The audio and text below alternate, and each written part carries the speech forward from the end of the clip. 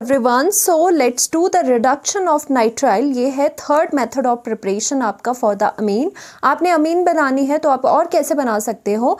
Bye reducing the nitriles. And you should also know कि nitriles होता क्या है। नाइट्राइल्स होते हैं आपके साइनाइड्स। रिडक्शन ऑफ नाइट्राइल या फिर साइनाइड, CN होता है, नाइट्राइल भी कहते हैं इसे और साइनाइड भी कहते हैं। उसके रिडक्शन से आपको अमीन्स मिल जाता है।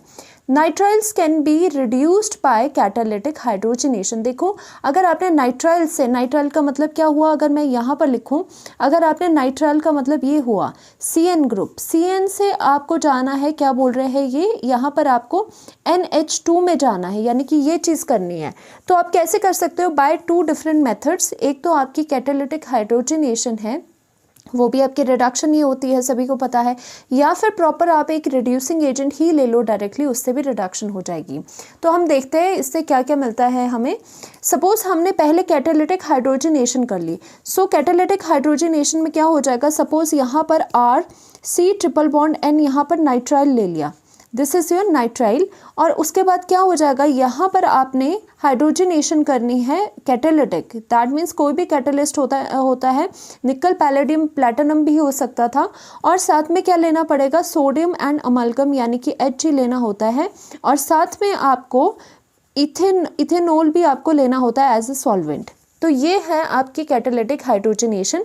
अब आपको क्या मिलेगा, यहाँ पर देखो, यहाँ पर क्या हो जाता है, ये बॉन्ड ब्रेक करके, अगर मैं आपको ऐसे समझाऊं तो एक्चुअल में क्या हो जाता है, अगर RC ट्रिपल बॉन्ड आपने N करना है और आपकी इसकी कैटालिटिक हाइड्रोजनेशन है निकल की प्रेजेंस में, तो एक्चुअल में क्या हो जाता है, जो ये 3 बॉन्ड्स आपको दिखाई दे रहे हैं उनकी ब्रेकेज हो जाएगी और आपको क्या मिलेगा, और आपको कार्बन के साथ भी हाइड्रोजन्स लग जाएंगे और नाइट्रोजन के साथ भी हाइड्रोजन लग जाएंगे।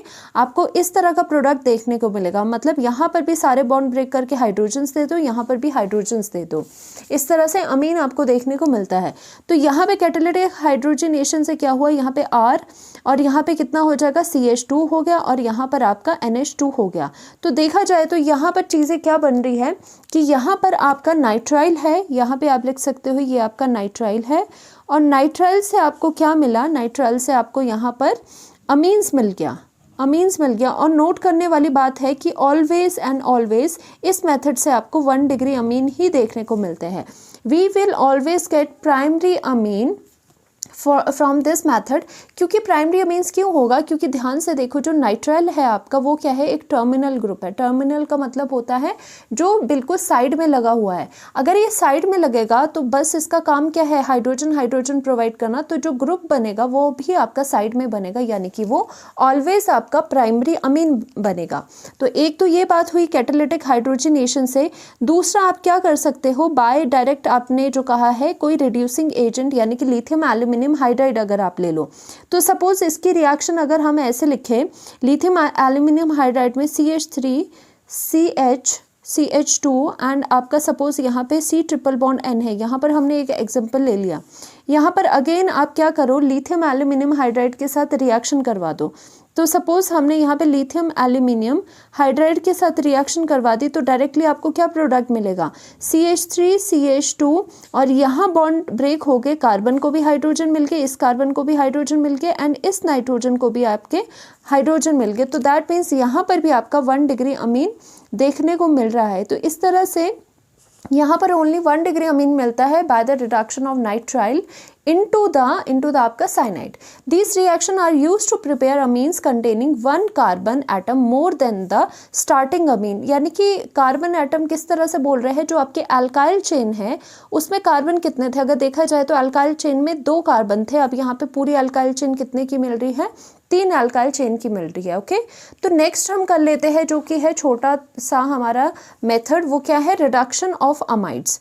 4th वाले में रिडक्शन ऑफ अमाइड हमने करनी है। और अमाइड कैसे रिड्यूस होगी into the amines, by the lithium aluminium hydride. Again आपको पता है ये गुड रिड्यूसिंग एजेंट होता है। तो आप क्या करोगे, यहाँ पे एक अमाइड ले लोगे। सपोज फॉर एग्जांपल मैंने यहाँ पे अमाइड ले ली RC डबल बॉन्ड ONH2। आपको सभी को पता है this is your amide.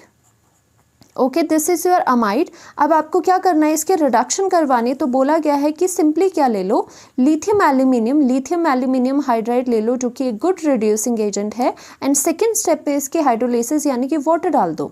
Again क्या हो जाएगा आपका, ध्यान से देखो क्या होना है कि यहाँ पे जो बॉन्ड्स है ये वाला पूरा यहाँ से हट के, यानी कि कार्बोनाइल पूरा हट के यहाँ पे CH2 लग जाएगा, यानी कि आपको क्या मिलेगा यहाँ पे RCH2 and NH2। That means अगर लिथियम एल्यूमिनियम हाइड्राइड अमाइड के साथ रिएक्शन करवा रहा है तो आपको क्या मिल रहा है, यहाँ पे अमीन्स आपको देखने को मिल रहा है। तो दैट मीन्स यहाँ से भी आपकी अमीन्स प्रिपेयर हो सकती है।